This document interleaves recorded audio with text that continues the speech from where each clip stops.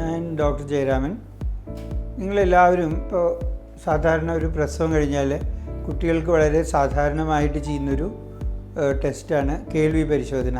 ഇത് എന്തിനാണ് ചെയ്യുന്നത് എന്നുള്ളത് നിങ്ങൾ ആലോചിച്ചിട്ടുണ്ടോ? അതിനെപ്പറ്റിയാണ് ഞാൻ സംസാരിക്കാൻ പോകുന്നത്.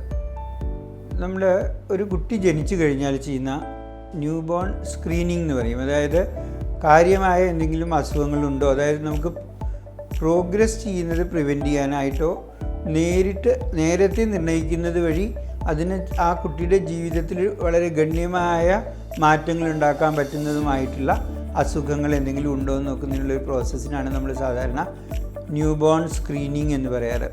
അപ്പോൾ അതിൽ ചെയ്യുന്ന ഏറ്റവും പ്രധാനമായിട്ടുള്ളൊരു സ്ക്രീനിങ് ടെസ്റ്റാണ് നമ്മൾ പറയും ഈ കേൾവി പരിശോധന എന്ന് പറയും. അതായത് കുട്ടിയുടെ കേൾവി നോർമലായിട്ടുണ്ടോ, ആ കുട്ടിക്ക് കേൾക്കാനായിട്ടുള്ള കഴിവുണ്ടോ എന്ന് നോക്കാൻ വേണ്ടിയിട്ടുള്ളൊരു ടെസ്റ്റ്. യൂഷ്വലി ഇത് നമ്മൾ പ്രസവം കഴിഞ്ഞൊരു 2ാമത്തെ ദിവസം ചെയ്യും. കുട്ടി ഡിസ്ചാർജ് ചെയ്ത് പോകുന്നതിന് മുമ്പ് ഈ ടെസ്റ്റ് കഴിഞ്ഞിട്ട് നമ്മൾ ആശുപത്രിയിൽ നിന്നവരെ പുറത്തേക്ക് വിടാറുള്ളൂ. ഇത് OAE എന്ന് പറയുന്നത്, അതായത് ഓട്ടോ അക്കൗസ്റ്റിക് എമിഷൻ എന്ന് പറയുന്നത് വളരെ ലളിതമായിട്ടുള്ളൊരു പരിശോധന വഴിയാണ് ചെയ്യാറ്. സപ്പോസ് ഈ പരിശോധന വഴി ചെയ്തിട്ട് കുട്ടിക്ക് കേൾവി കുറവുണ്ടെന്ന് തോന്നുകയാണെങ്കിൽ നമ്മളത് വീണ്ടും ഒരു മാസം കഴിഞ്ഞിട്ട് ഒരിക്കൽ കൂടി റിപ്പീറ്റ് ചെയ്ത് നോക്കാറുണ്ട്.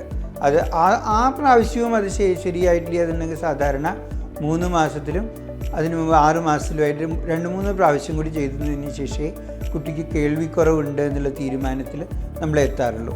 അതായത് ഒരു പ്രാവശ്യം ആ ടെസ്റ്റ് കിട്ടിയില്ല എന്നുള്ളത് കൊണ്ട് നമ്മൾ കുട്ടിക്ക് കേൾവിക്കുറവുണ്ടെന്ന് തീരുമാനിക്കാറില്ല. അത് വീണ്ടും ഒരു 1 മന്ത് കഴിഞ്ഞിട്ട് 3 മന്ത് കഴിഞ്ഞിട്ട് നമ്മൾ ചെയ്ത് നോക്കാറുണ്ട്.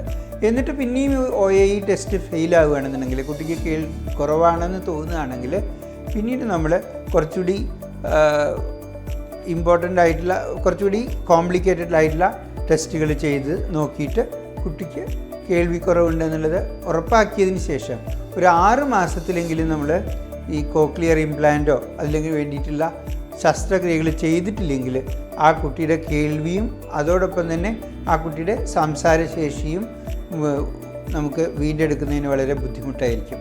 നിങ്ങൾ കോക്ലിയർ ഇംപ്ലാന്റ് വളരെ ലളിതമായിട്ടുള്ളൊരു ശസ്ത്രക്രിയയാണ്. അതുകൊണ്ട് ആ കുട്ടിയുടെ ആ ഫാമിലിയുടെയും ലൈഫിൽ ഗണ്യമായ മാറ്റം വരുത്താൻ പറ്റും. അതോടൊപ്പം തന്നെ നമുക്കൊരു ഒരു കുട്ടിയുടെ ഒരു വ്യക്തി എന്നുള്ള നിലയ്ക്ക് സമൂഹത്തിന് കൊടുക്കാനുള്ള കഴിവുകൾ കൂട്ടുന്നത് വഴി അത് സമൂഹത്തിന് മൊത്തം അതിൻ്റെ ഒരു ഇമ്പാക്റ്റ് ഉണ്ടാക്കാൻ പറ്റിയിട്ടുള്ള വലിയൊരു കാര്യമാണ്.